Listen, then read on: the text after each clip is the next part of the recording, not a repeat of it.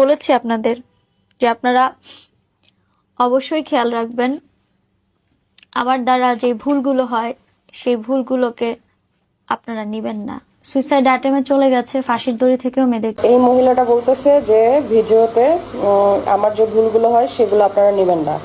তো আমার কথা হচ্ছে, আপনি ভুল করবেন, আপনি পাবলিক প্লেসে এসে তামাশা করবেন, তা আপনার তামাশাগুলো আমরা দেখবো না? এর আগেও আমি আপনার ভিডিও বানাইছিলাম, হ্যাঁ, আপনাকে নিয়ে কথা বলছিলাম।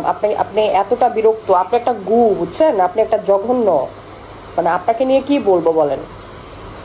আপনি প্রথমে সিম্পেথি কামাইলেন, ভালো কথা। আপনার যদি ভাইরাল হওয়ার ধান্দায় থাকে বা আপনার যদি ইনকাম করারই ধান্দা থাকে, আপনার উপর ডিপেন্ড করে আপনার ফ্যামিলির সবাই, তাহলে আপনার বোঝা উচিত যে আপনি একজন ডিভোর্সি মহিলা, আপনার একটা বাচ্চা আছে, একটা না একের অধিক। তো আপনার লাইফ লিড করা উচিত অন্যরকমভাবে। আপনি যেই ছেলেকে দেখেন, আপনি যার সাথে পরিচয়, আপনি তার সাথে আপনাকে নেগলেন্সি ছড়ায়। দুনিয়ার বাংলাদেশের সকল মানুষ কি আপনার বিরুদ্ধে? বলেন, আপনার বিরুদ্ধে? মেন সমস্যা হচ্ছে আপনার মধ্যে, কথা বুঝছেন? আপনি আসলে একটা মানে আবর্জনা একটা মানুষ। সো আপনাকে নিয়ে কথা বললেই ঘৃণা লাগে, কিন্তু আপনি এমনভাবে এই গুগুলো ছড়ায় দেন যে আপনার এই ভিডিওগুলো না দেখলে কিছু করার থাকে না, কিছুই করার থাকে না। আপনার খালি এই ঘুরে ফিরে মানুষ আপনার সাথে ষড়যন্ত্র করে, এই সে। আপনি বাস্তবতা বোঝা উচিত। আপনি একজন ডিভোর্সি মহিলা, আপনার বাচ্চা আছে, আপনার থেকে বাস্তবতা তো দুনিয়াতে মনে হয় না আর কেউ জানে। সো আপনার লাইফ লিড হওয়া উচিত অন্যরকম।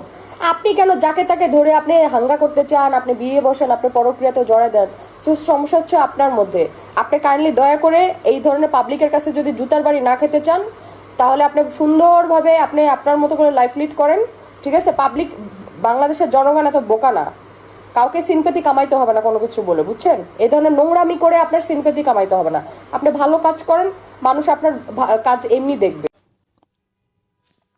মানুষ মাত্র ভুল, আমি সবসময় বলেছি আপনাদের।